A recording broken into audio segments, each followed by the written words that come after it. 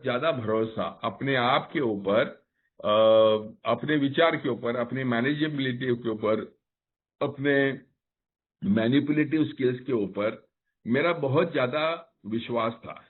लेकिन जब भी शराब ने ये विश्वास तोड़ डाला और मुझे सरेंडर करके मुझे अल्कोहलिक्स अनोनिमस के दरवाजे में ले आया, और आज मुझे इस बात का एहसास हो रहा है कि अगर मुझे बचना है तो मुझे मेरे तौर तरीके, मेरा विश्वास मुझे बदलना होगा।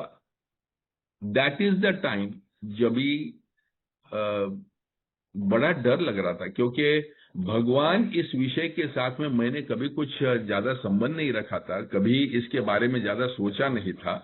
और सडनली अभी जब समझ में आया कि अगर भगवान है तो ही मैं बचूंगा, तो ये भगवान अगर मुझे नहीं मिला, मुझे नहीं समझ में आया, ये फेथ अगर मेरे को नहीं प्राप्त हुआ, तो मैं बच नहीं पाऊंगा, ये विश्वास मुझे दिख रहा था। बट एक बात तो थी कि जब भी मैं एक ही मीटिंग में जाता था, भले वहां के बैठे हुए लोग शायद इतने पढ़े लिखे नहीं थे, शायद मेरे इतने प्रोफेशनली कामयाब नहीं थे, शायद मेरे जैसे फैमिली बैकग्राउंड से नहीं थे, लेकिन इन सबके चेहरे पे एक खुशी दिख रही थी, इन सबके चेहरे पे एक आनंद दिख रहा था। और वो आनंद मुझे बार बार खींच के वहां पर लेके आ रहा था।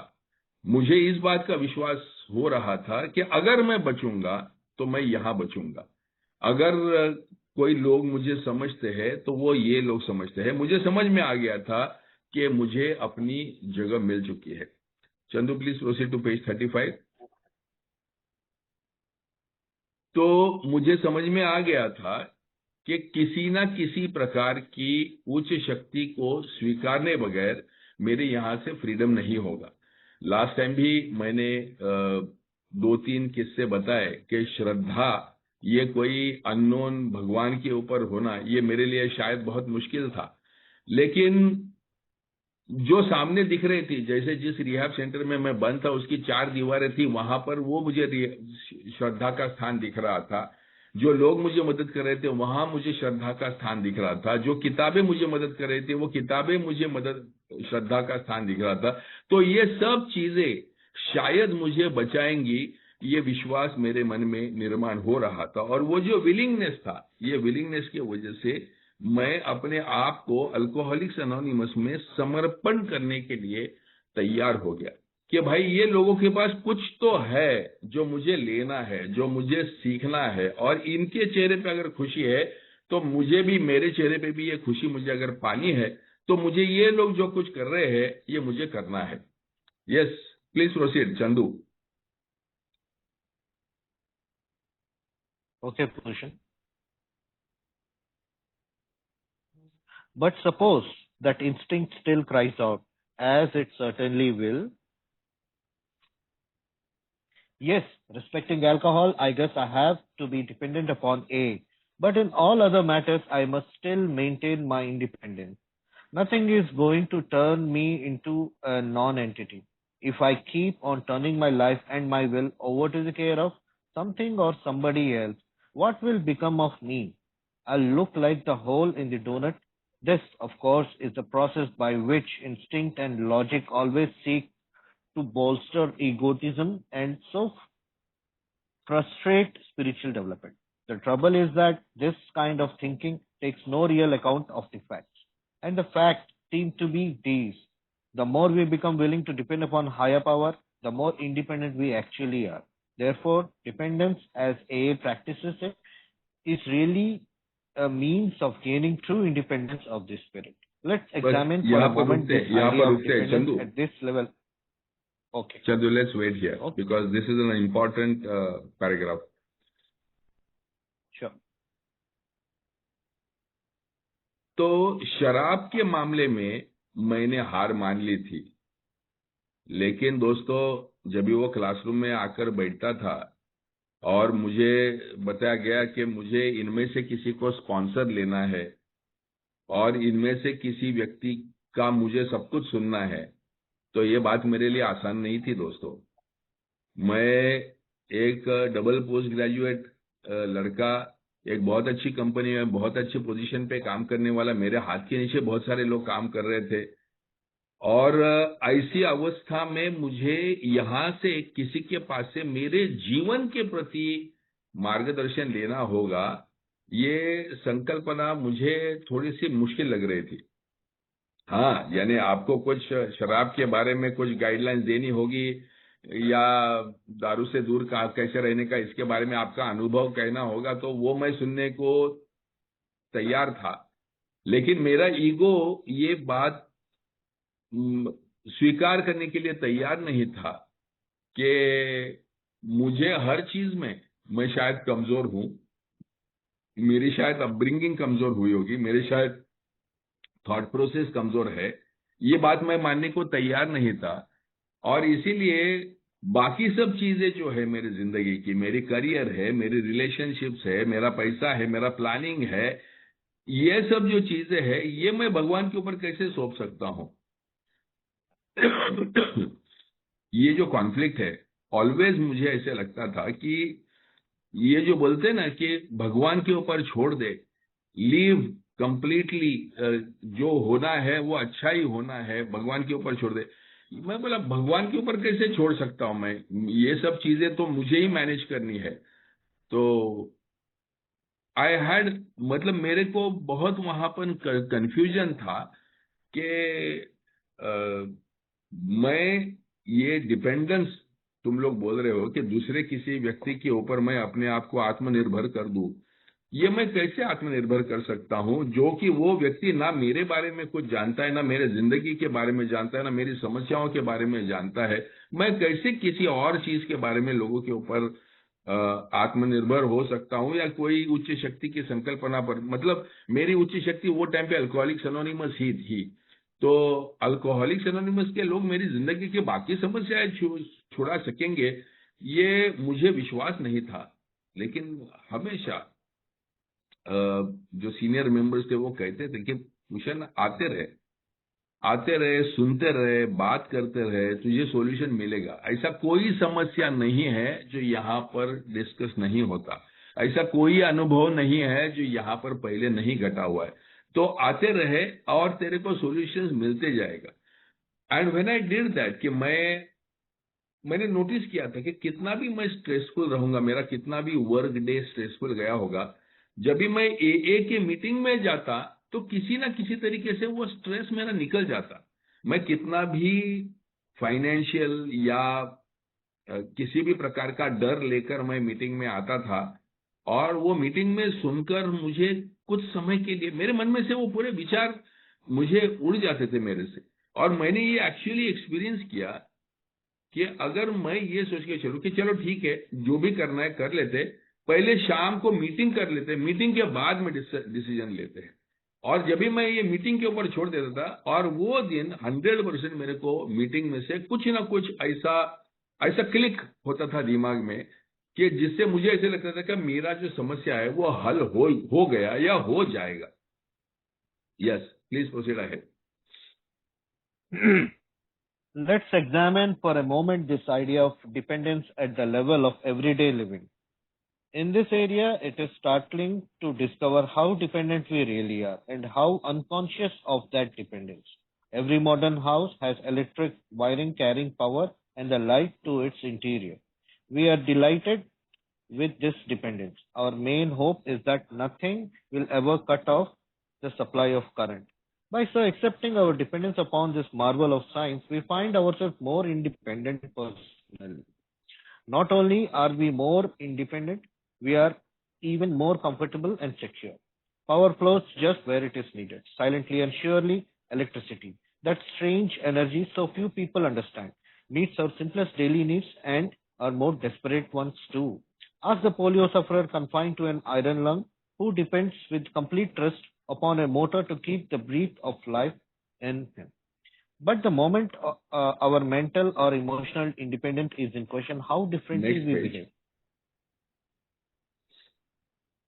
how persistently we claim the right to decide all by ourselves just what we shall think and just how we shall act. Oh, yes, we'll weigh the pros and cons of every problem.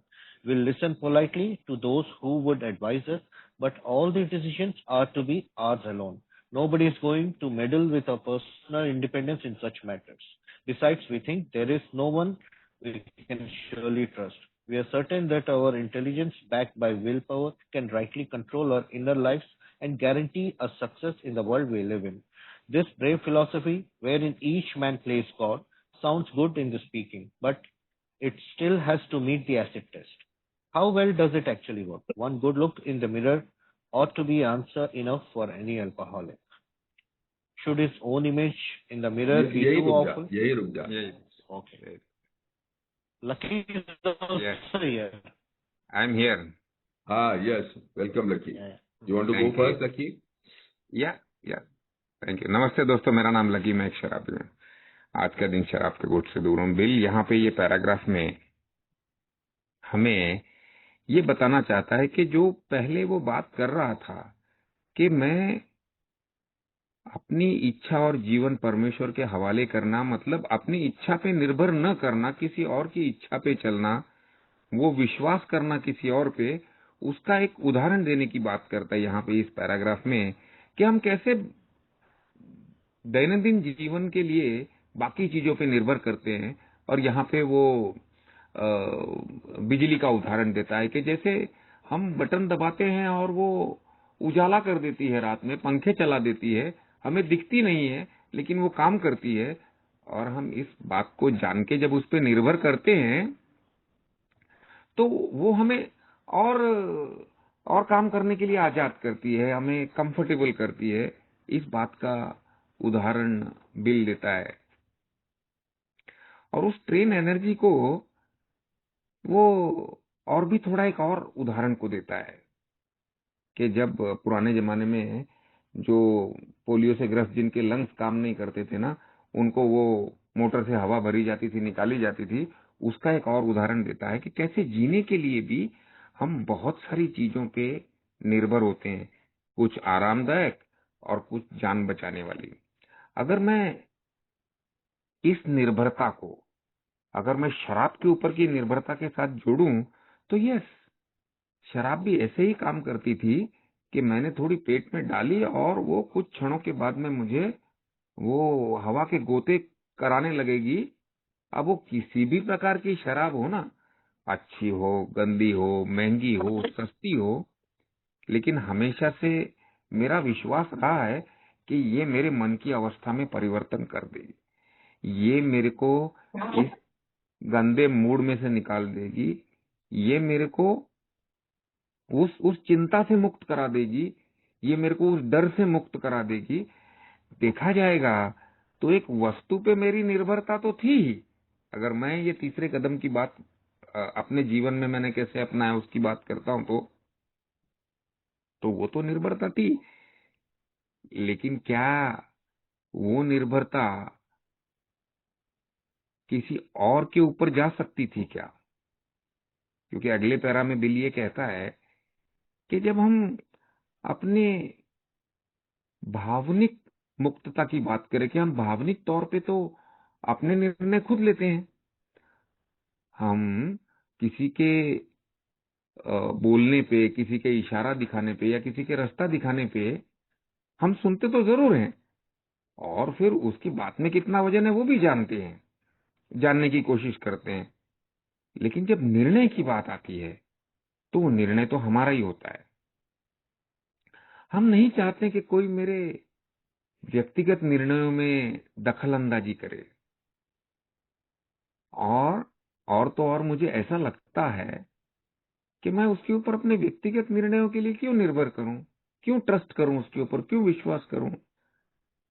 क्योंकि मेरा ऐसा मानना था कि मेरी बुद्धिमत्ता और उसके साथ में मेरी इच्छा शक्ति, ये दोनों चीजों के बल पे मुझे तो संसार में जो सक्सेस चाहिए था वो सक्सेस तो मिलता ही था.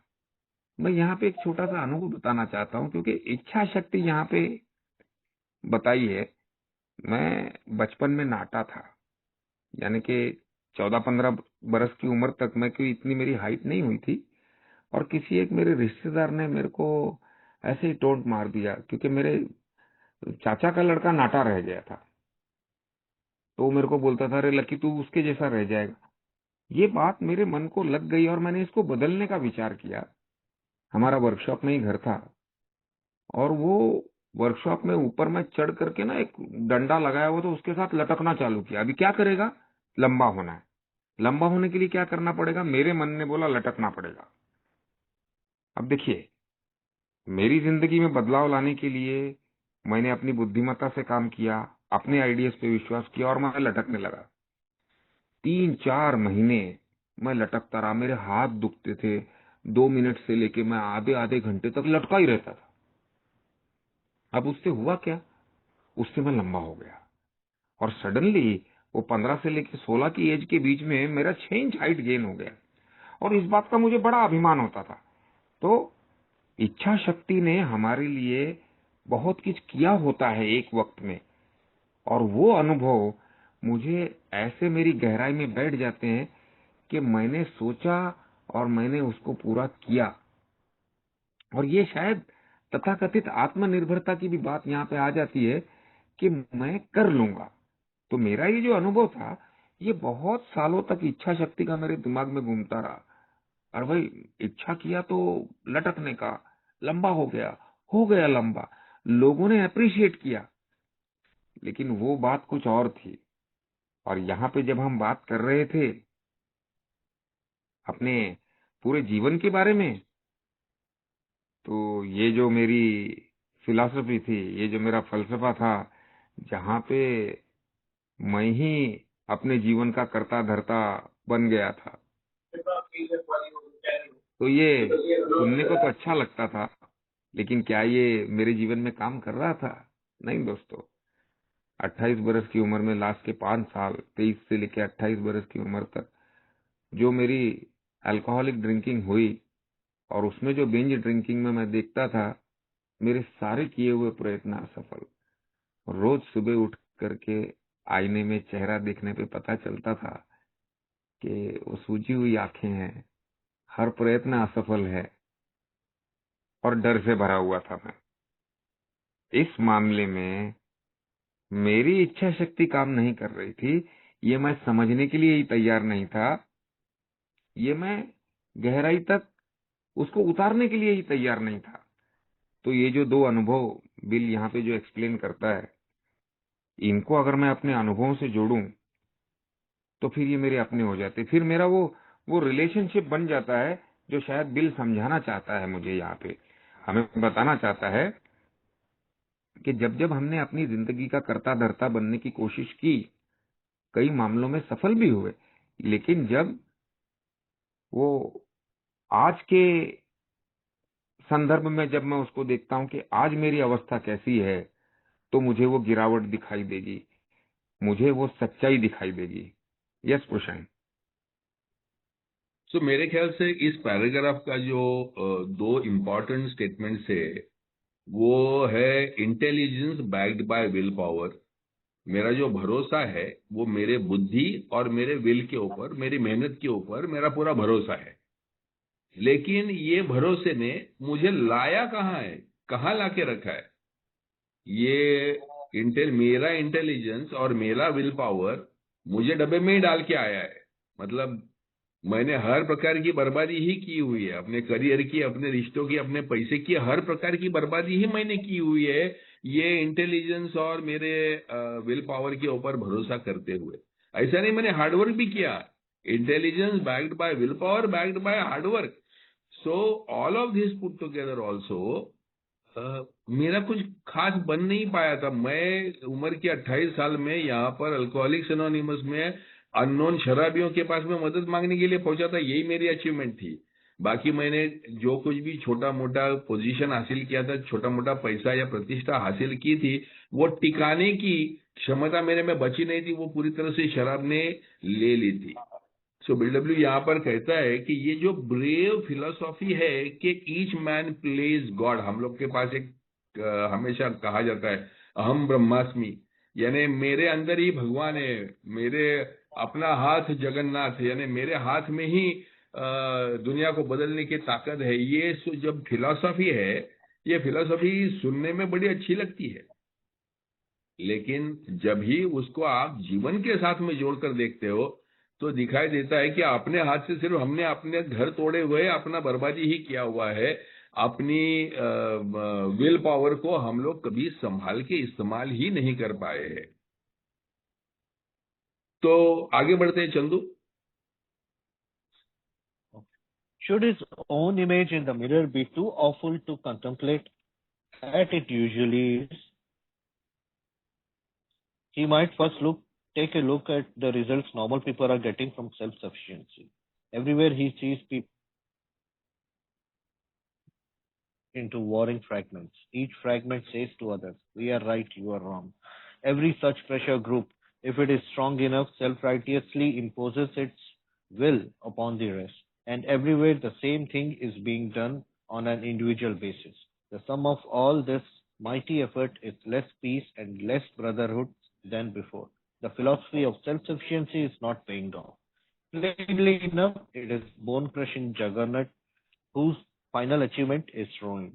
Therefore, we who are alcoholics can consider ourselves fortunate indeed. Each of us had his own near fatal encounter with juggernaut of self-will Next and page, has please. suffered enough under its weight to be willing to look for something better.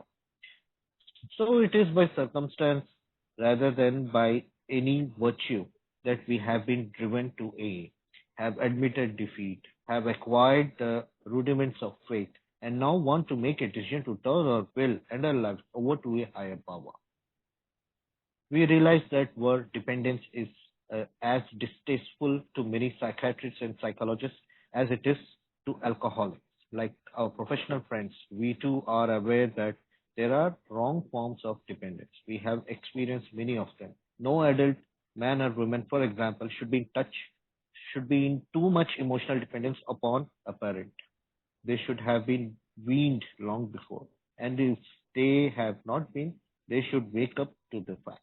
This very form of faulty dependence has caused many a rebellious alcoholic to conclude that dependence of any sort must be intolerably damaging.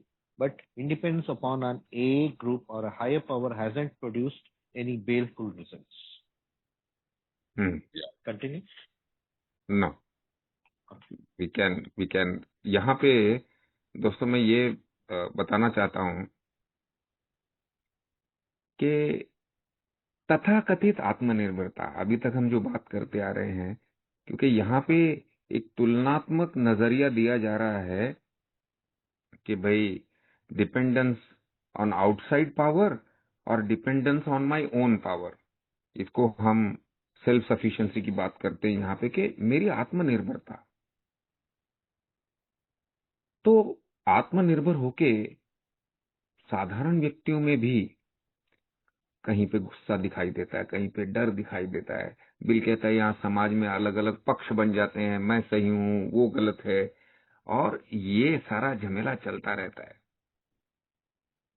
और इस वजह से काफी अशांति और भाईचारे का बीच में बिखराव हो जाता है। तो वो ये कहना चाहता है कि जो सेल्फ सफिशिएंसी की फिलॉसफी है वो काम नहीं कर रही है, ये तो सब जगह जैसे तबाही मचा रही है। इसके लिए हम शराबी, हम अपने आप को भाग्यवान समझते हैं। क्यों भाग्यवान समझते हैं? यहाँ पे बॉटम की बात करता है। हमने हर एक ने अपनी इच्छा से ही जीवन जीने की कोशिश की, अपनी इच्छा से ही शराब बंद करने की बात करता था मैं। सब कुछ जो भी होगा वो सेल्फ विल पे, मैं कर लूंगा, मैं करूंगा इसको, और मैं करूंगा, मैं ऐसे करूंगा, मेरे आइडियाज, मेरे तौर तरीके। और उसकी वजह से जो मेरी हालत हुई थी वो हालत ऐसी थी कि बिल लिखता है एक जगह पे, under the lashes of alcoholism we were driven to a. Alcoholism भी नहीं था, अल्कोहलिज्म तो था ही, उसके कोड़े जैसी मार तो मेरी पीठ पे पड़ रही थी, बट लेकिन जिंदगी भी इतनी असहनीय हो गई थी। और ये सारा मैं देखूं तो सच्चाई में तो ये मेरे खुद की इच्छाओं के और मेरे निर्णयों से ही हुआ था।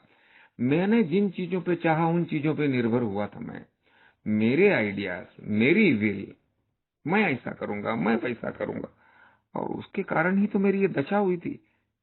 और मैं बचते बचाते एक ही शरण में आया था। अब जब हम यहाँ पे आ गए हैं और हमने पहले कदम में पराभव स्वीकार कर लिया है, ये जान चुके हैं, मेरे अंदर से आवाज आ चुकी है, लकी इधर नहीं तो किधर नहीं, हाँ तू मरा, अभी तू गया काम से। भले वो किसी के लिए फिजिकल बॉटम हो, शारीरिक हेल्थ का बॉटम हो, किसी के लिए फाइनेंशियल बॉटम हो, किसी के लिए रिश्ते नातों का बॉटम हो, या किसी के लिए नौकरी धंधे का बॉटम हो, लेकिन कहीं ना कोई एक डायमेंशन तो जिंदगी का ऐसे खत्म हो जाता है कि हमको घुटने टेकने पे मजबूर कर देता है। और दूसरे कदम में हमें वो श्रद्धा का एक बेसिक आइडिया तो मिल ही गया है कि भाई कोई ना कोई ताकत तो है जो मेरे को इस पागलपन से बचाएगी। रोज कसम, रोज वादा, रोज शराब से दूर रहने की बात, रोज जिंदगी में ये ना करूंगा वो ना करूंगा उसकी बातें, और शाम को फिर वही, एक बार नहीं कितनी बार, बार बार। अब मैं असहाय हो गया हूं, लेकिन दूसरे कदम ने वो आइडिया तो दे दिया कि कोई ना कोई ताकत है जो तेरे को ये पागलपन से बचा सकेगी। और अभी हम उस मोड़ पे आके खड़े हुए हैं। मराठी में अपने हाउ इट वर्क्स में आम्ही मौक्याच्या वळणावर उभे होतो लिखा हुआ है, on the turning point. Yes question, this is the turning point. True. मैं यहाँ पर बिल बात करता है हेल्दी और अनहेल्दी डिपेंडेंस के बारे में। मुझे मेरे जिंदगी में से एक कहानी याद आती है। मैं एडवर्टाइजिंग फील्ड में काम करता था और मुझे ऐसे लगता था कि मैं काफी इंडिपेंडेंट काम करता हूँ, काफी इंटेलिजेंट हूँ।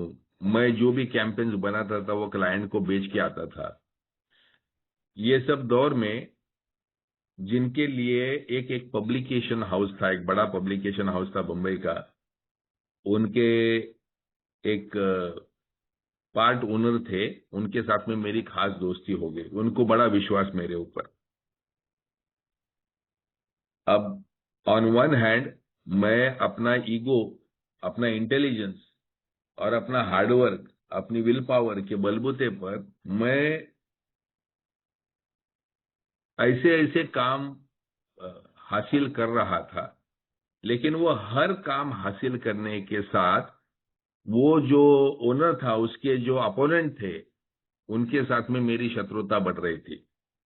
क्योंकि जितना मैं ईगो ड्रिवन, जितना मैं ज्यादा एरोगेंट बनते जा रहा था, मैं डिफाई करता था लोगों को कि कौन मेरा क्या बिगाड़ लेगा, इस प्रकार से मेरा बिहेवियर होता था। क्योंकि जब भी तुम्हारा सक्सेस, तुम्हारा जब भी विल पावर और तुम्हारा इंटेलिजेंस का कॉम्बिनेशन के साथ में जब भी सक्सेस जुड़ जाता है तो ईगो सवार हो जाता है, और वो ईगो आने के बाद में ह्यूमिलिटी चली जाती है, और ह्यूमिलिटी जाने के बाद में जो एरोगेंस आता है तो लोगों को एरोगेंस की तकलीफ होने लगती है।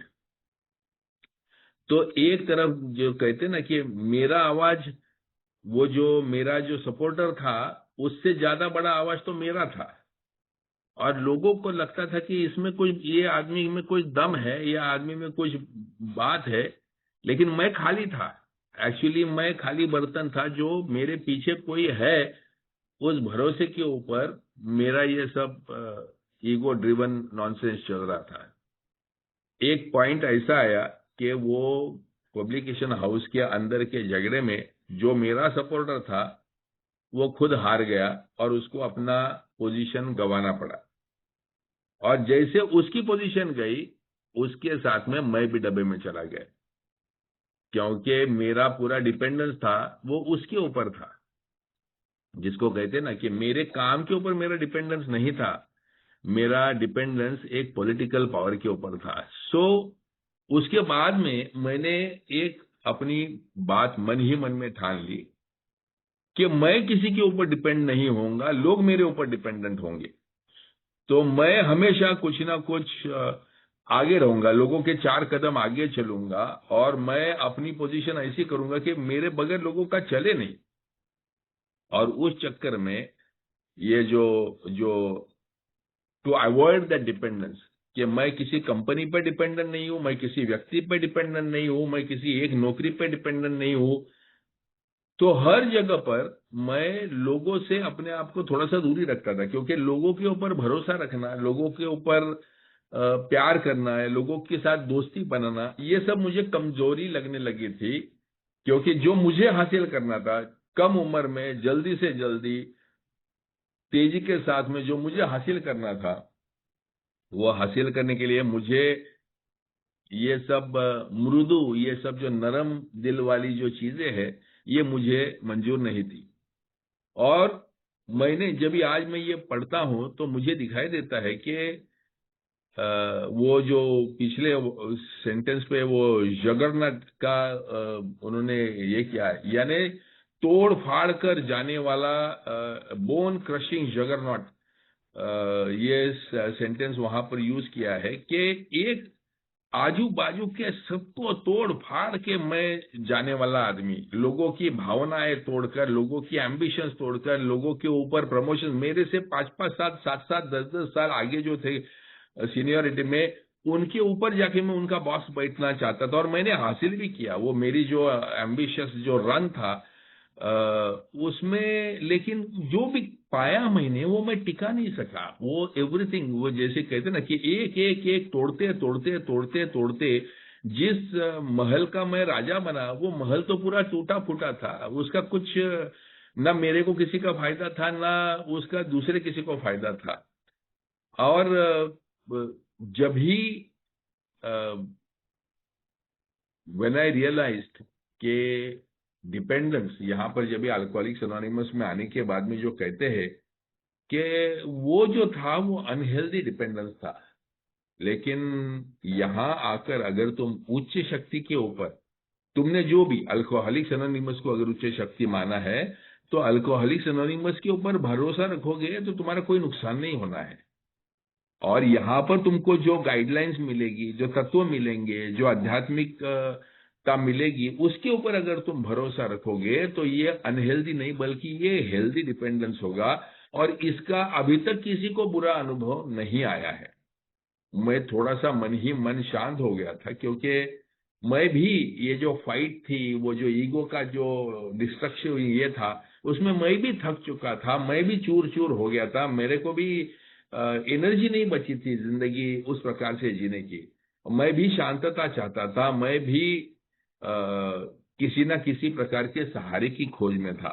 और जब ये शांतता, ये वाक्य में जो मुझे मिली कि dependence upon an A group or upon a higher power hasn't produced any baleful results,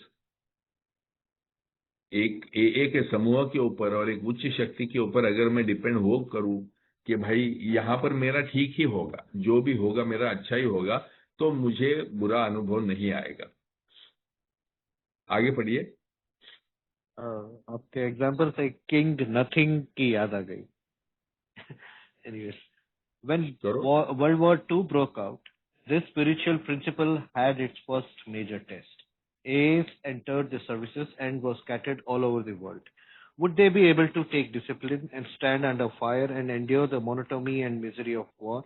Would the kind of dependence they had learned in A carry them through? Well, it did. They had even fewer alcoholic lapses or emotional binges than A's safe at home did. They were just as capable of endurance and valor as any other soldiers, whether in Alaska or on the Solirano beachhead. Their dependence upon a higher power worked, and far from being a weakness, this dependence next was page their please. chief source. This dependence was their chief source of strength. So, how exactly can their willing person continue to turn his will and his life over to the higher power? He made a beginning, we have seen, when he commenced to rely upon A for the solution of his alcohol problem. By now, though, the chances are that he has become convinced that he has more problems than alcohol, and that some of these refuse to be solved by all the sheer personal determination and courage he can muster. They simply will not budge. They make him desperately unhappy and threaten his newfound sobriety. Our friend is still victimized by remorse and guilt when he thinks of yesterday. Bitterness still overpowers him when he broods upon those he still envies or hates. His financial insecurity worries him sick, and panic takes over when he thinks of all the bridges to safety that alcohol burned behind him. And how shall he ever straighten out that awful jam that cost him the affection of his family and separated him from them? His lone courage and unaided will cannot do it. Surely somebody or something else. Continue. सो यहाँ रुकते हैं थोड़ा. तो मुझे याद आता है कि मुझे जब भी रिहैब सेंटर में भर्ती किया था, वो टाइम पे घर पे मेरी बीवी को मैं छोड़ के आया था. 7 महीने का बच्चा था. माँ बाप से मैं पिछले 6 महीने से बात नहीं कर रहा था. भाई भाभी भी परेशान थे. बीवी के साथ में डिवोर्स की बातचीत चल रही थी. नौकरी भी एक पतले धागे से टंगी हुई थी. तो ये सब बाहर छोड़ के मैं अंदर रिहैब में जाके छुप के बैठा था. अपने ईगो और अपने इंटेलिजेंस और अपना विल पावर के बलबूते पर मैं अपनी शराब का पूरी तरह से अल्कोहलिक होकर मदद मांगने के लिए एक रिहैब सेंटर के दरवाजे के अंदर छुप के जाके मैं बैठा था. अब शराब से तो दूर था, लेकिन ये बाहर की दुनिया की जो चिंताएं थी, ये मुझे सता रही थी. मुझे आज भी याद है, हमारे एक सीनियर मेंबर थे वहां पर, मेरे काउंसलर थे. उनको एक दिन मैंने बोला कि जब तक मैं यहाँ से बाहर निकलूंगा तब तक तो शायद मेरा बेटा मुझे पहचानेगा भी नहीं, क्योंकि 7 महीने का बच्चा था. अभी 4-5 महीने में अगर अंदर रहूंगा तो उसकी क्या यादगाश होगी, वो मुझे पहचानेगा भी नहीं. और मेरी बीवी अगर उसको लेके उसके मैके चली गई होगी और मेरे से अगर कभी मिलवाएगी नहीं, तो शायद मैं अपना बेटा जिंदगी भर के लिए खो दिया होगा. तो उसने मुझे पूछा कि तू यहाँ पर किस लिए आया है? तू अपने बेटे को बचाने आया है, बेटे के साथ संबंध बनाने के लिए आया है, कि तू खुद के लिए आया है? तो मैं बोला, ऑब्वियसली मैं खुद के लिए आया हूं, लेकिन ये विचार तो मेरे को तकलीफ दे रहे. इसे एग्जैक्टली जब भी तू यहाँ पर है और तू बाहर की चिंता कर रहा है, तो ना तू यहाँ पे तेरा कुछ मन लग रहा है, ना यहाँ पर तू अपना कुछ काम कर रहा है, ना बाहर में जो भी हो रहा है उसके ऊपर तेरा कोई कंट्रोल है. तो तू भरोसा रख. मैं बोला, भरोसा किसके ऊपर रखूं, कैसे रखूं? तो he told me to trust the system. He saying, एक भी बच्चा ऐसा तेरे को पता है क्या कि जो पैदा हो गया और किसी ने उसको नहीं देखा, इसके लिए वो मर गया? मैं बोला, नहीं. बोला, एग्जैक्टली कई बार ऐसे होते हैं कि छोटे नन्हे से बच्चे होते हैं, उनके दोनों माँ बाप मर जाते हैं, लेकिन वहां पर भी कोई ना कोई खड़ा हो जाता है. वो बच्चे का संगोपन करता है, पालन पोषण करता है, पढ़ा लिखाता है और उसको बड़ा करता है. कोई नहीं तो कोई नहीं अनाथ आश्रम में जमा कर देते हैं. जिसका भी जन्म हुआ है उसका संगोपन होना, ये एक सिस्टम चलती है, एक समाज चलता है, एक गृह की व्यवस्था चलती है, हर एक घर की व्यवस्था होती है. एक अच्छाई समाज में हर जगह पर होती है और ये अच्छाई की सिस्टम जो है ये हमेशा से ही कार्यरत होती है. अगर बच्चा 6 साल का होता है तो पढ़ाई करने के लिए स्कूल में भेजा जाता है. कुछ होशियार होते हैं, कुछ कम होशियार होते हैं, लेकिन सभी वो सिस्टम में से प्रोसेस होते होते आगे चले जाते हैं. तो होल लाइफ, होल वर्ल्ड ये एक सिस्टम में चलते रहता है. तुम ये हो जिसने सिस्टम को डिफाई किया है. तुम ये हो जो अपनी सिस्टम को तोड़ के यहां वहां भागे हुए हो और आज फटी हाल में दोबारा ये आकर बैठे हुए हो और सिस्टम को ब्लेम कर रहे हो. भाई, सिस्टम में कभी भी कुछ गलत नहीं था, गलत तेरे अंदर था. अगर तू अपने आप को एडजस्ट कर पाएगा और ये सिस्टम के साथ जुड़ पाएगा, तो जो सिस्टम की हार्मनी है, एक जिंदगी का एक रिदम है, ये रिदम के साथ में तू भी जुड़ पाएगा। सेम कुछ नहीं होता तेरे बच्चे को, और अगर भूल जाता भी है तो उसको याद दिलाना कौन सी बड़ी बात है। 4 महीने पूरे जिंदगी में से गए तो कौन सी बड़ी बात है। और कुछ नहीं होता, तेरी बीवी अगर छोड़ के जानी होती थी तो तू जब भी पी रहा था तभी गई होती। तेरे को भर्ती करने के लिए यहाँ सेंटर में आकर वो छोड़ के क्यों जाएगी। Have faith in the system. और मुझे हमेशा ऐसे लगता था, मैं वरीड सिक कि मेरा क्या होगा, मेरा क्या होगा। इंश्योर यहाँ से बाहर निकलूंगा तो मुझे अगर बाप भी घर पे नहीं लेगा, मेरा कोई दोस्त भी नहीं बचा हुआ है, मेरी नौकरी भी तो मैंने टंगा के आया हूँ, मेरा कुछ नहीं होगा और मैं कहीं नहीं जा पाऊंगा। मैं कोशिश कर रहा था कि मैं वो रिहाब में ही जॉब कर सकूं, वहीं पर रह सकूं। मैं, मेरा लिमिटेड इंटेलिजेंस और मेरा लिमिटेड विल पावर और मेरा लिमिटेड सेल्फ कॉन्फिडेंस लेके मैं चाहता था कि मैं यहीं पर, ये जिंदगी से, समाज से छुप कर यहीं पर बैठा रहूं, यहीं पर काउंसलर का जॉब करके अंदर के अंदर ही रहूं, मुझे बाहर जाना ही नहीं, ये सब रिश्तों को सामना करना ही नहीं है। बट आगे वाले पैराग्राफ में जैसे स्पॉन्सर कहता है, वैसे ही मुझे सही मार्गदर्शक मिले और उन्होंने बताया कि ये सब जो अंदर तेरे जो ये बिटरनेस है, ये सब जो चिंताएं हैं, ये सब तेरे अल्कोहलिज्म, तेरे ईगो, तेरा जो रेकलेस लिविंग, ये सब का निशानी है। अब तेरे को जो चाहिए, you need a new way of living. What do you Lucky?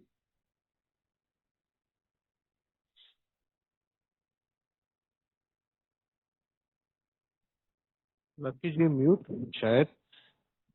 मैं बस एक लाइन कहना चाहूंगा भूषण, मैं भी 28-29 साल की टाइम में जब पहली बार रियाद में गया था, तो मेरी नौकरी भी एक पतले धागे से बची हुई थी। मेरी बेटी एक 9-10 महीने की थी, और मेरे अंदर भी यही जो आपने शेयर किया, यही चीज चल रहे थे, और मेरे साथ भी कुछ ऐसा ही हुआ।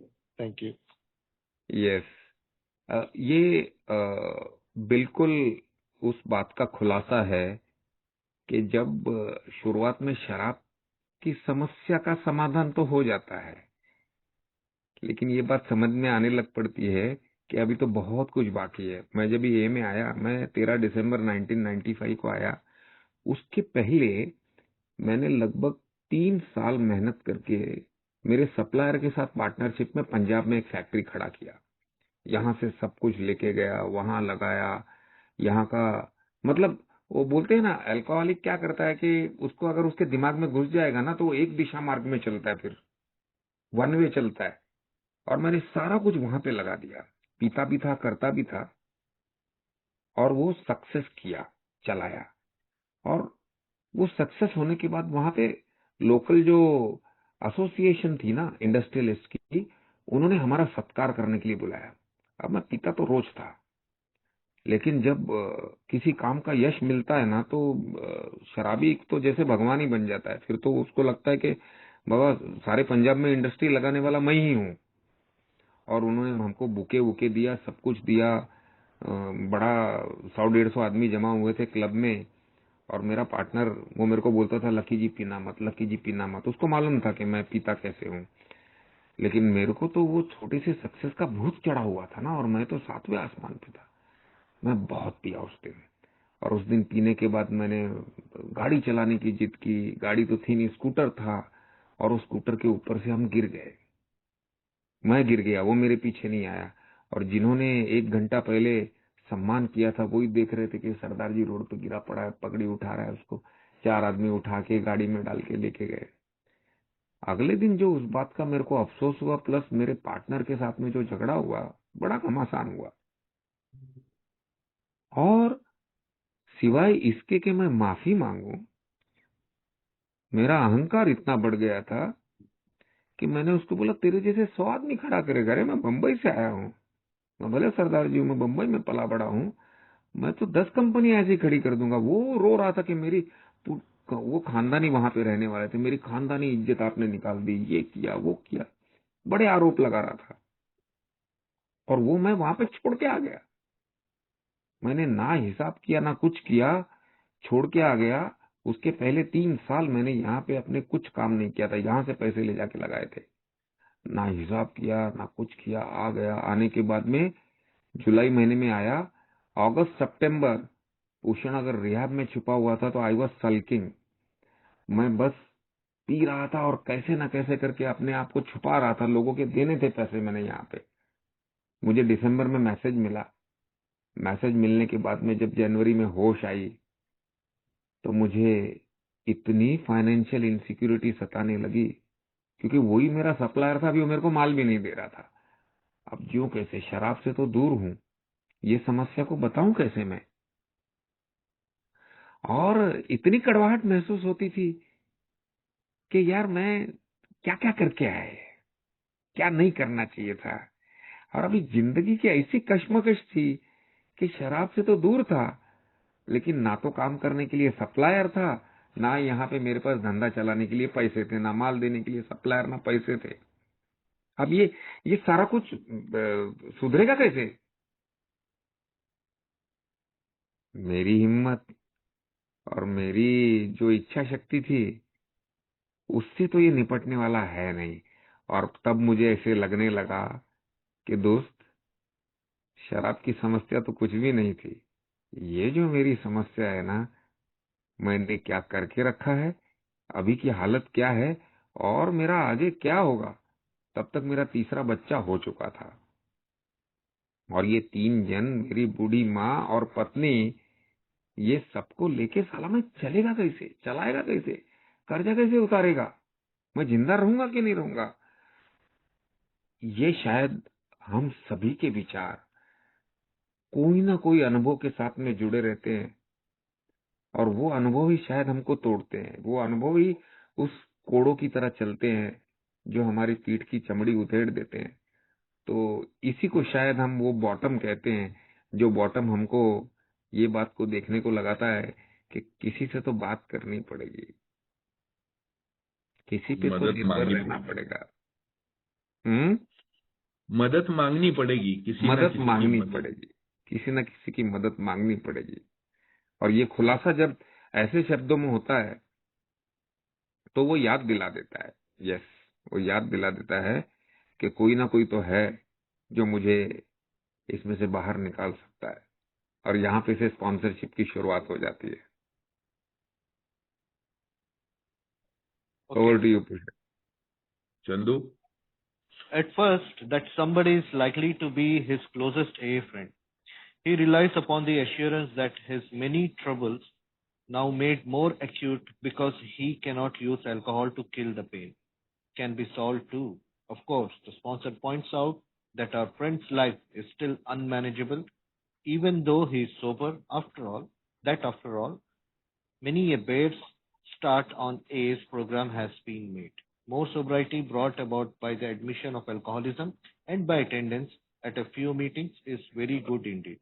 But it is bound to be far cry from permanent sobriety and a next page. contented, useful life. That is just where the remaining steps of the AA program come in. Nothing short of continuous action upon these as a way of life can bring the much desired result. Then it is explained that other steps of AA program can be practiced with success only when step 3 is given a determined and persistent trial. This statement may surprise newcomers who have experienced nothing but constant deflation and a growing conviction that human will is of no value whatever. They have become persuaded, and rightly so, that many problems besides alcohol will not yield to a headlong assault powered by the individual alone.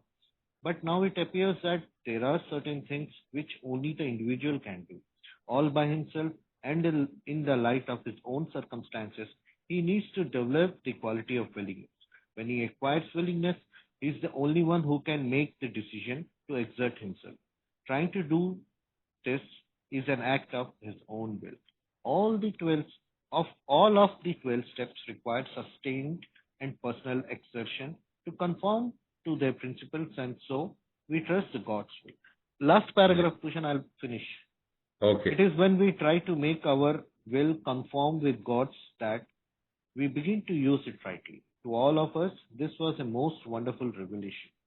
Our whole trouble had been the misuse of willpower.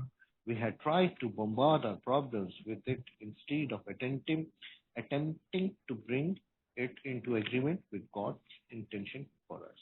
To make this increasingly possible is the purpose of A 12 steps, and step 3 opens the door. Once we have come into agreement with these ideas, it is really easy to begin the practice of step 3. In all Next page.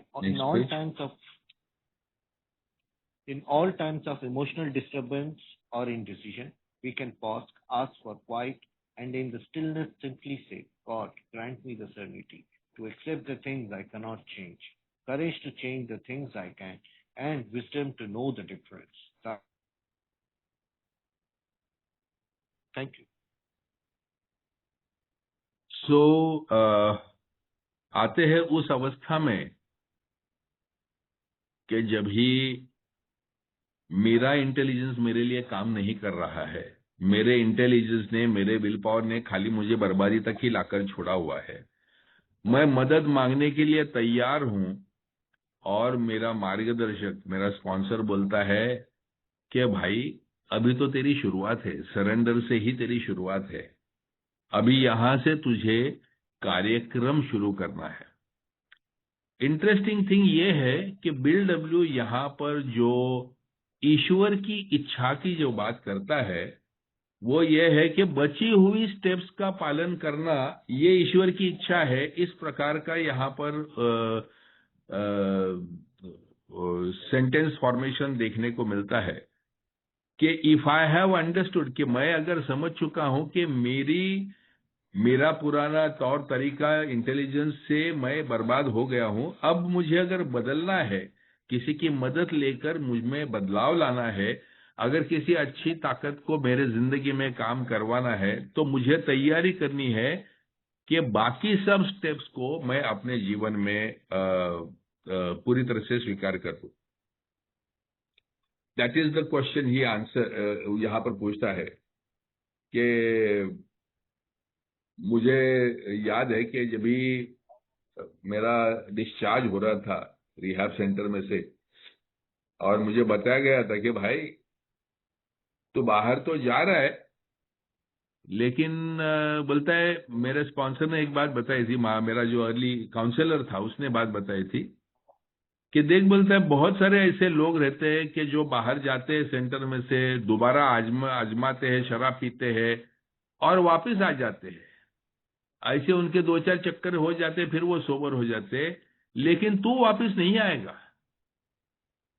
मैं बोला क्यों? बोलता है तू P के मरेगा, लेकिन तेरा ईगो तेरे को वापस यहां नहीं आने देगा। My God, he understood me so well. उसने मुझे बताया कि भाई संभल के रहना, अगर अपने ईगो को चेक में रहना है तो तेरे को अल्कोहलिक्स एनोनिमस में जाना होगा, ये के मीटिंगों में बैठना होगा, उनकी शेयरिंग सुनना होगा, वो कार्यक्रम तेरे को फॉलो करना होगा, नहीं तो तू पिएगा तो तू यहाँ पर वापस भी नहीं आएगा, तू ए में भी नहीं जाएगा, तेरे को पीकर मरने के अलावा दूसरा पर्याय नहीं रहेगा। इवन नाउ जब भी मैं पीछे मुड़कर वो स्टेज को देखता हूं दोस्तों, मैं बाहर निकला वहां से और 3 जन का हमारा डिस्चार्ज साथ में हुआ था। उसमें से एक था ड्रग एडिक्ट, वो बाहर निकलने के 1 हफ्ते के अंदर ही वो स्लिप हो गया और एकदम बुरी तरह से रिलैप्स हो गया और वापस उसको सेंटर में भेज देना पड़ा। मैं और मेरा दूसरा एक दोस्त, हम दोनों हमने ठान ली कि हम लोग बचेंगे, और 1 महीना हम लोगों ने अलग अलग ए की मीटिंग्स की। वो गोरेगांव में रहता था, मैं ठाणा में रहता था, हम लोग बातचीत करते थे, रोज फोन पे सुबह बात करते थे, शाम को कहाँ मिलेंगे, कहाँ जाएंगे, ये सब चलता था। और 1 महीने के बाद में सुबह जब भी उसका फोन आया तो उसका आवाज सुन के मुझे पता चला कि ये इसकी भी गई भैंस पानी में। अब मुझे मालूम था it is just a matter of time, मैं भी तो जाने वाला ही हूं। अगर ये दोनों, हम 3 बाहर निकले थे, ये दोनों अगर गए तो मैं भी तो गया ही। मेरा अभी खाली आज नहीं तो कल, नहीं तो महीने के बाद में मेरा भी तो विकेट जाना ही है। और मैं डर गया क्योंकि मुझे वो सेंटेंस याद आ गया कि वो बोला कि अगर तू पिएगा तो तू साले मरेगा, लेकिन तू वापस नहीं आएगा। और मैं ना मरना चाहता था, ना मैं वापस जाना चाहता था। इसके लिए दोस्तों, अपनी जान बचाने हेतु, वो बोलते हैं ना, एक डूबते हुए आदमी का जो तिनके का सहारा, वो तिनके का सहारा ढूंढते ढूंढते मैं ये में आया। भाई कुछ भी करो, मुझे बचा लो, आप लोग मुझे संभाल लो, आप लोग मुझे बचा लो। मुझे याद है, मैं हमारे नवप्रकाश ग्रुप में नया नया मेंबर गया था, और नया नया आदमी रहता है तो मुझे शेयरिंग करने को बुलाया, और मैंने एकदम जोरदार चौथी पायरी वगैरह ऐसा ढांसू शेयरिंग किया। लोगों ने कोई छोटा मोटा ताली वाली बजाया, और मुझे बताया था कि तू ए में जाएगा, तेरे को लोग गले लगाएंगे, तेरी तारीफ करेंगे, तेरे को वो चाय पे बुलाएंगे। मेरे साथ ऐसा कुछ हुआ नहीं, कोई मेरे को खाली एक दो जन हाथ बात मिला के चले गए। और मैं सोचा यार ये क्या है। मैंने अपने काउंसलर को फोन किया और उसको पूछा, यार तुमने तो बोला। तो वो मेरे को बोला, अरे तू उधर उनको उनका धंधा सिखाने गया था कि तू तेरी को मदद मांगने गया था। बोले तेरी फटी हुई है, वहां पर जाके ये बोल कि तू बाकी सब ज्ञान तेरा गया मिट्टी में, तेरे को दारू से दूर रहने को नहीं होता है। उन लोग को वो जमा हुआ है, वो जाके मदद मांग। वो अपना ज्ञान मत बांटने को जाना उधर, उनके पास से सीखने को जाना कि उनके चेहरे पे वो जो खुशी दिखती है, जो आनंद दिखता है, वो कैसे प्राप्त करने का, वो जाके पूछ।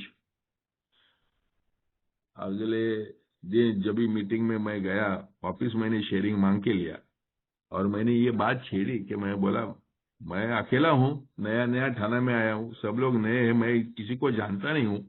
सॉरी, मैं ज्यादा बोल गया, मुझे आप लोगों की मदद की जरूरत है, मैं बहुत कमजोर हूँ और बहुत डरा हुआ हूँ। और उस दिन दोस्तों पूरा स्टोरी चेंज हो गया। उस दिन बहुत सारे लोग मेरे साथ में बात करने को आए, हम लोग बाद में चाय वाय पीने को गए, और मुझे दोस्त मिले।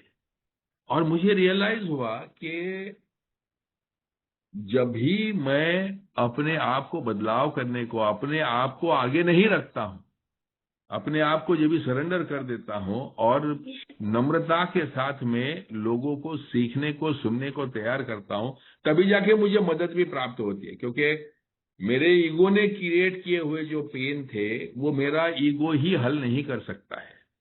मेरे विल पावर ने और मेरे इंटेलिजेंस ने क्रिएट किए हुए प्रॉब्लम से वो मेरा इंटेलिजेंस नहीं सॉल्व कर सकता है। मुझे उसके लिए, मेरे को स्पिरिचुअल हीलिंग की जरूरत है, मेरे को अपने आप को सरेंडर करने की जरूरत है। और मुझे ये जो नया बदलाव का जो कार्यक्रम है, ये कार्यक्रम को स्वीकार करने की जरूरत है। और यहीं पर वो बिल डब्ल्यू हमारी सेरेनिटी प्रेयर को इंट्रोड्यूस करता है यहाँ पर। Over to you lucky.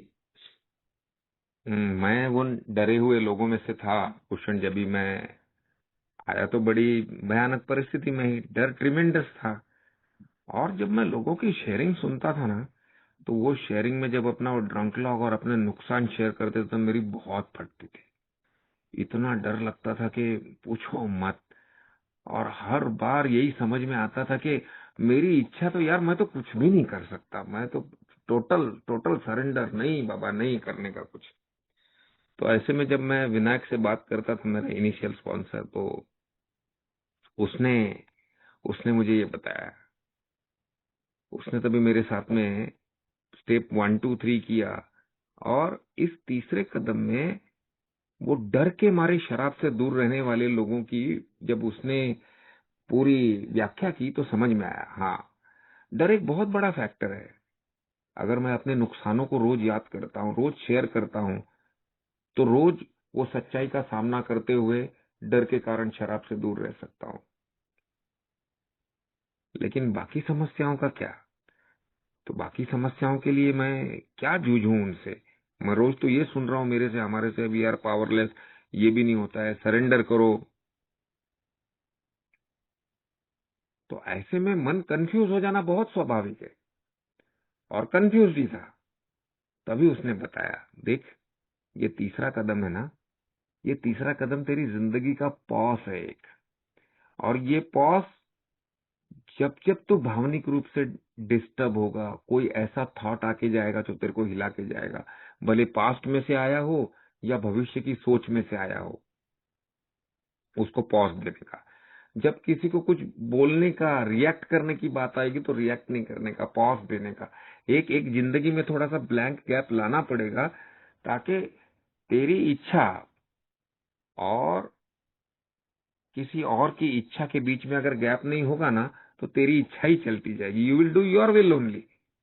भले तू थोड़ा उसको कम करेगा, थोड़ा हम्बली करेगा, but that will be your will only. God's will यहाँ पे काम नहीं करेगी।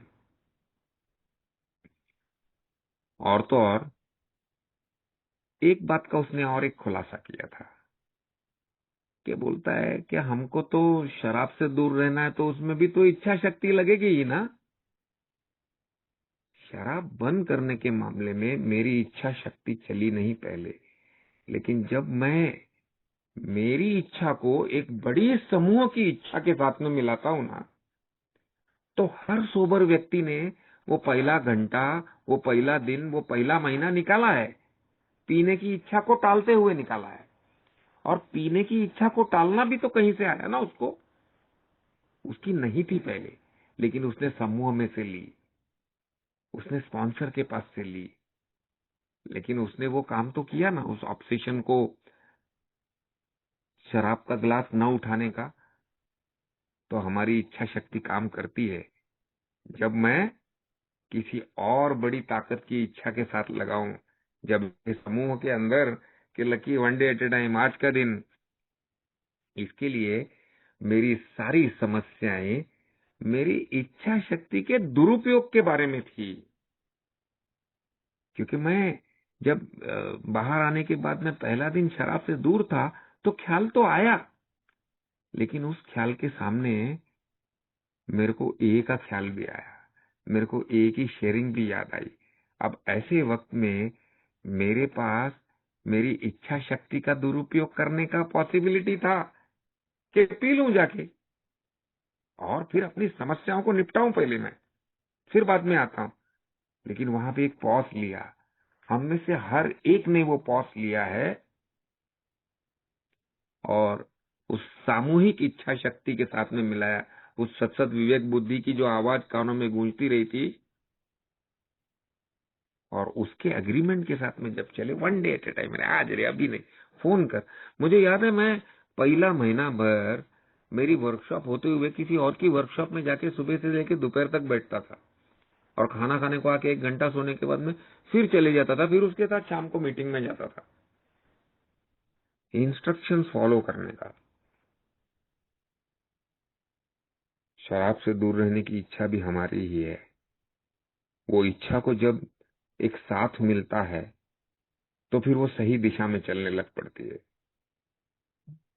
और ये पॉज जब जब भावनिक उथल पुथल होती है, जब जब कहीं मैं असमंजस की परिस्थिति में चला आता हूं, भले शुरुआत के दिन हो या बाद में के दिन हो, कोई मायने नहीं रखता, तभी तभी एक पॉज लेना जरूरी है कि मैं क्या करने जा रहा हूं, मैं किन किन चीजों को बदलने की बात सोच रहा हूं।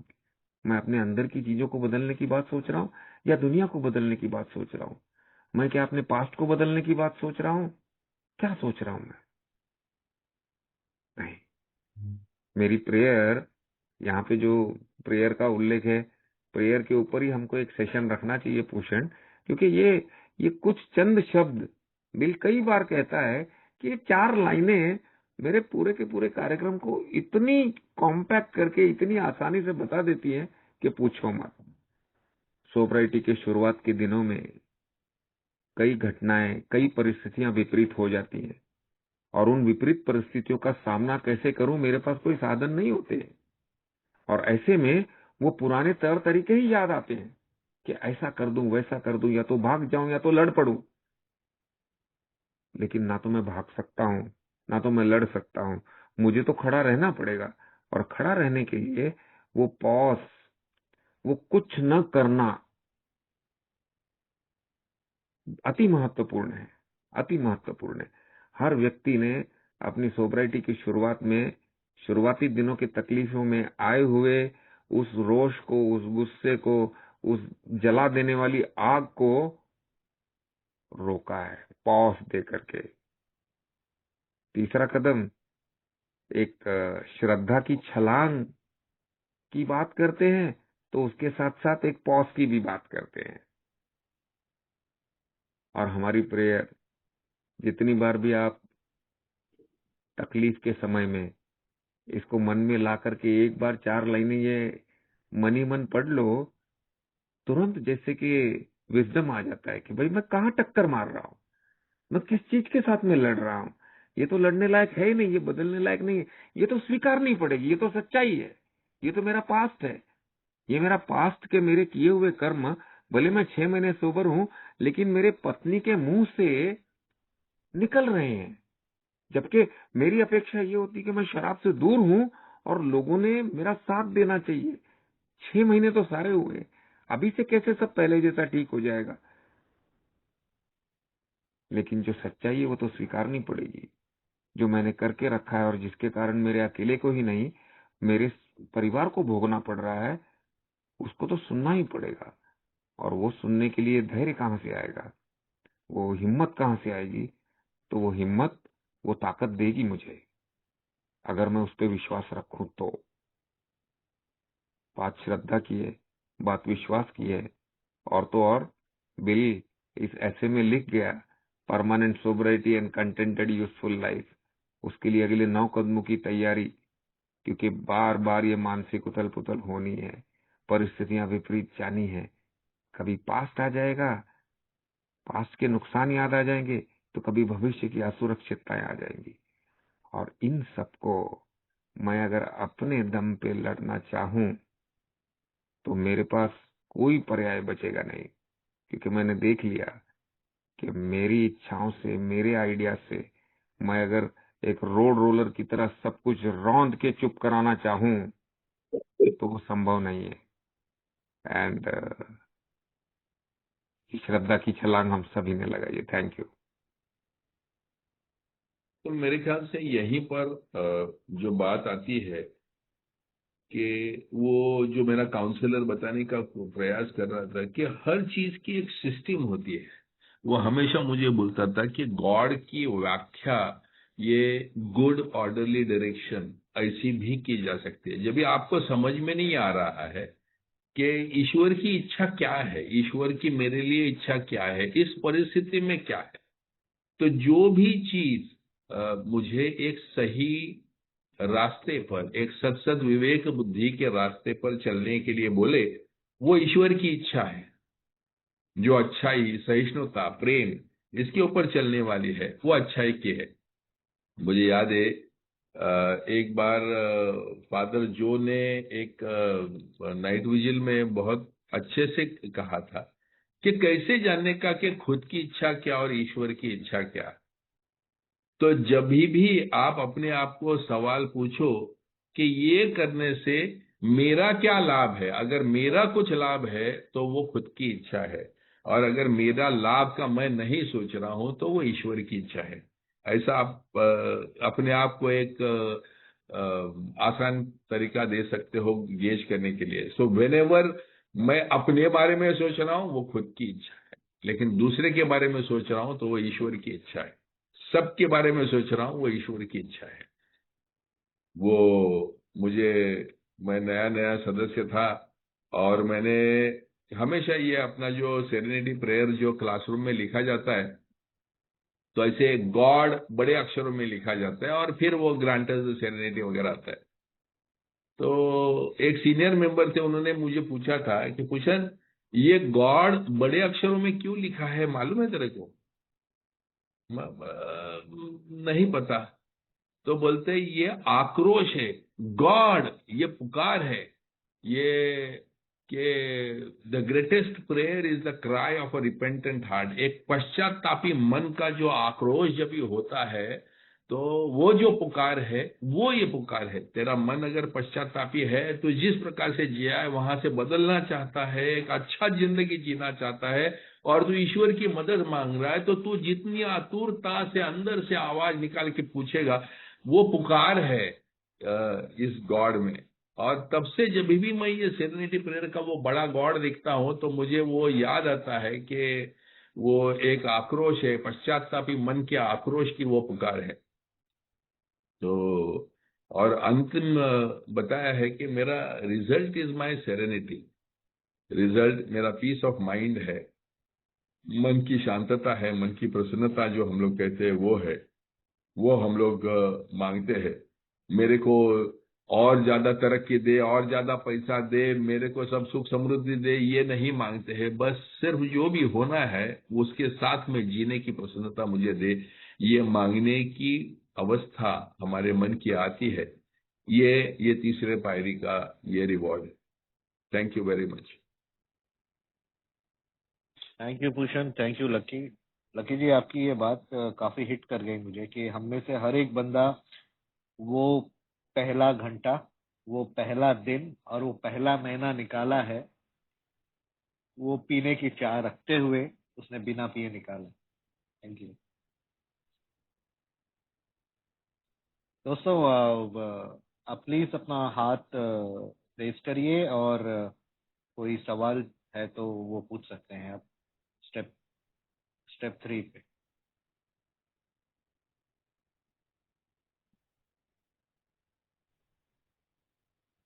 या कोई छोटी सी शेयरिंग आप करना चाहते हैं स्टेप 3 के बारे में तो वो भी कर सकते हैं, क्योंकि हमारे पास 7 मिनट हैं।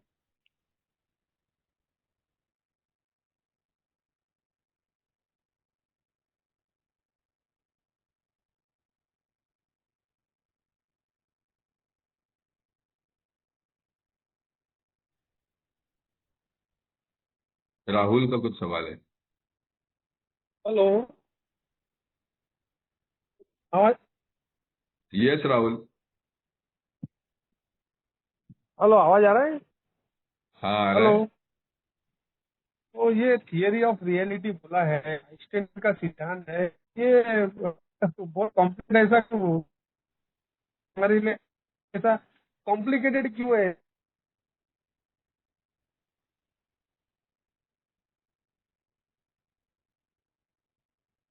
राहुल, तुम्हारा सवाल थियरी ऑफ रिलेटिविटी के बारे में है? हाँ, वही पूछ रहा है वो। वो आइंस्टाइन को पूछना भाई, हमको क्या मार पूछता है। यहाँ पर जिक्र ये किया हुआ है कि ये थियरी ऑफ रिलेटिविटी जितना मुश्किल नहीं है, या एटॉमिक फिजिक्स जैसा कोई मुश्किल सवाल नहीं है। ये सिंपल सी चीज है, भरोसा रखने की बात है, उसके ऊपर हम लोग बात कर रहे हैं। राहुल शायद नेटवर्क के सर, बाहर है। मैं पूछ सकता था? हाँ बोलिए ना। दोस्तों, मेरा नाम नरेंद्र है, मैं जैसल कोहली हूँ। नरेंद्र। क्वेश्चन भाई, लकी भाई, दोनों भाई कोई भी जवाब देना चाहें कि मैं जो देखता हूँ ना अपने जीवन में, कि सुबह उठता हूँ और एक पूरे विश्वास के साथ उठता हूँ कि आज मैं कोशिश करूंगा अपनी विल एंड लाइफ गॉड को पूरी तरह से देने की। लेकिन मैं तो देखता हूँ कि 1 घंटे बाद ही या 10 मिनट बाद ही 20 मिनट बाद मैं अपनी चला रहा होता हूँ। वो बिना इच्छा के बच्चों को डांटना, मतलब ये पढ़ नहीं रहा है, या वो उस पढ़ने के लिए, या बीवी को कुछ कह देना, या ऑफिस में मतलब काम कराते वक्त पूरा, मतलब वो देखता हूँ कि सारी मैं चाहता हूँ कि अपने अकॉर्डिंग चीजें मैं चलाना चाहता हूँ, और वो पूरी दिखती है, भरपूर कोशिश करने के बावजूद पूरी दिखती है मुझे कि सब मेरी अपनी सेल्फ विल चल रही है। अभी तक मुझ में वो विलिंगनेस ही नहीं आई है कि वो सब सब सेल्फ विल ही, मुझे लगता है कि सेल्फ विल ही चलती रहती है मेरे उसमें, और मैं बार बार fake it to make it करके फिर उसको सरेंडर करने की कोशिश में आता हूँ, लेकिन मुझे सरेंडर अपने अंदर कहीं दिखाई नहीं देता। तो इसका इसी के तो बात बिल्डब्ल्यू कर रहे हैं कि इंटेलिजेंस और विल पावर के ऊपर हम लोगों का इतना ज्यादा भरोसा है, लेकिन ये इंटेलिजेंस और विल पावर ने सिर्फ बर्बादी और मन की अशांतता ही लाई हुई है ना। तो सरेंडर में और एक्सेप्टेंस में ही शांतता है। और अगर शांतता चाहिए तो ये अपनी ही चलाने वाला जो चीज है उसको छोड़ना पड़ेगा। रोजाना आपको आपके स्पॉन्सर के साथ में बात करके इसके ऊपर काम करना होगा। जैसे आपने शराब के ऊपर काम किया और शराब को बंद कर दिया, वैसे ही आपका ये जो ओवर डोमिनेटिंग जो विल है आपका, जो मतलब हर चीज को मेरे मेरे जैसा ही, मेरे मन के हिसाब से ही होना चाहिए, जो कंट्रोल फ्रीक जिसको कहते हैं, इसको भी तो छोड़ना होगा ना।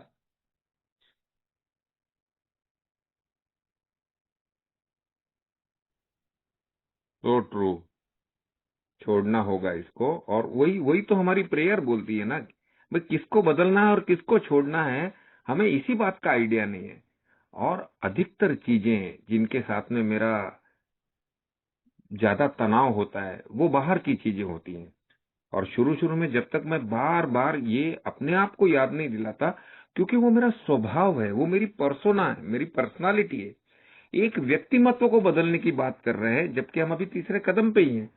इसके लिए बिल ज्यादा ज्यादा भार डालता है उस पॉज के ऊपर कि भाई आगे चल के जैसे जैसे तू समझेगा वैसे वैसे तेरे को ये भेद समझ में आएगा। लेकिन अभी कुछ ऐसा मत कर, अभी कुछ ज्यादा आक्रोश मत ला, अभी पॉज दे और विजडम मांग। कोई और हाथ उठा था क्या? बेसिकली ये चौथे पायरी की बैकग्राउंड वर्क है, क्योंकि ये जो सेल्फ विल रन रायट की जो शुरुआत है, ये इंटेलिजेंस और विल पावर का जो कॉम्बिनेशन है, उसका इसका इंट्रोडक्शन सिर्फ यहाँ पर थर्ड स्टेप में वो करता है कि इसको छोड़े बगैर प्रगति होने वाली नहीं है। और ये इंटेलिजेंस ने और इसने कैसी वाट लगाई है वो हम लोग फोर्थ स्टेप में देखने वाले ही है ना।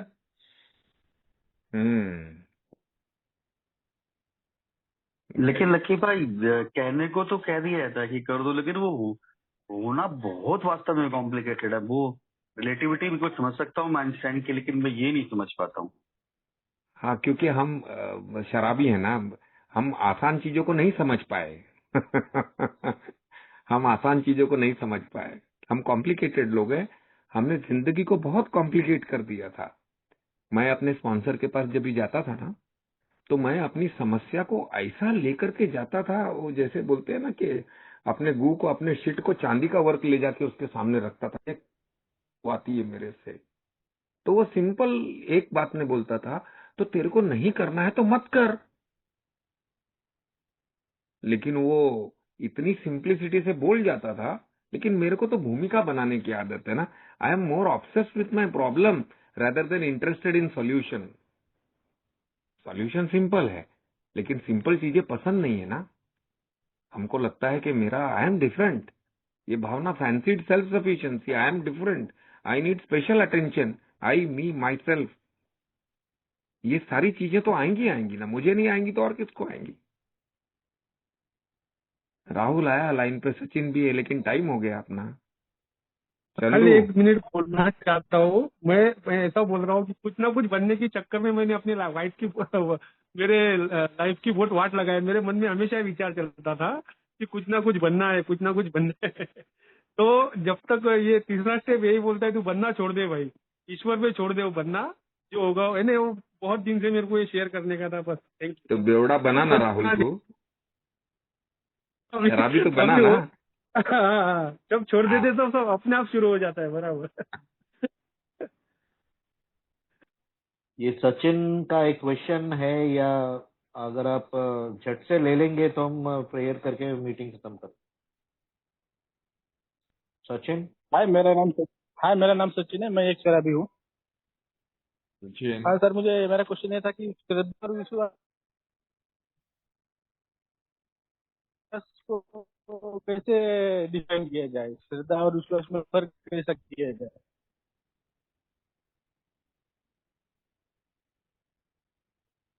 सचिन क्या सवाल था आपका?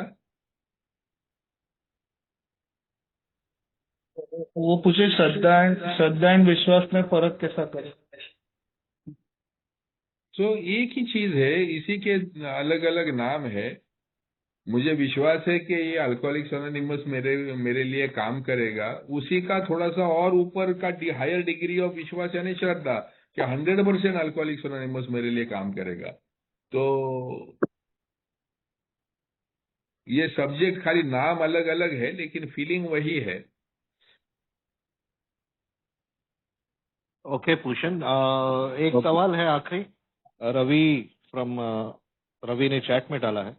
मैं पूछना चाहता था लेकिन परिवार पास में है तो बोल नहीं पा रहा हूँ, और डर भी लगता है कि आंसर मेरे हिसाब से नहीं आएगा। मैं भगवान को मानता हूँ, तीसरे कदम में बहुत दिखाते हैं, पर मैं इतनी परेशान में हूँ कि ये सोबराइटी बचाओ, बिल्कुल एब्सोल्यूट अपनी वर्क नैतिक जिम्मेदारी निभाओ। मेरे ससुर एक नॉन अलरिक है। मेरी फीड काफी लंबा है।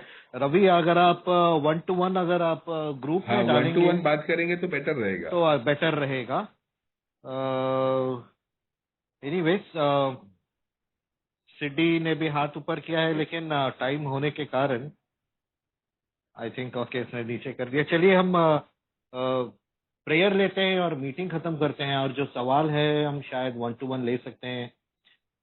That would be better. आप मुझे भी मैसेज डाल सकते हैं डायरेक्ट, मेरा नंबर तो है ग्रुप में, तो मैं अपने भूषण और लकी जी से उनको फॉरवर्ड कर दूंगा ताकि आपसे वो कांटेक्ट कर सकें। सैनिटी प्रेयर लेते हैं दोस्तों, और उससे पहले ये बताना चाहता हूँ कि हम फिर से मिलेंगे अगले टाइम में इसी मीटिंग में, और हम चौथी पारी पे रीडिंग करेंगे और डिस्कशन। प्लीज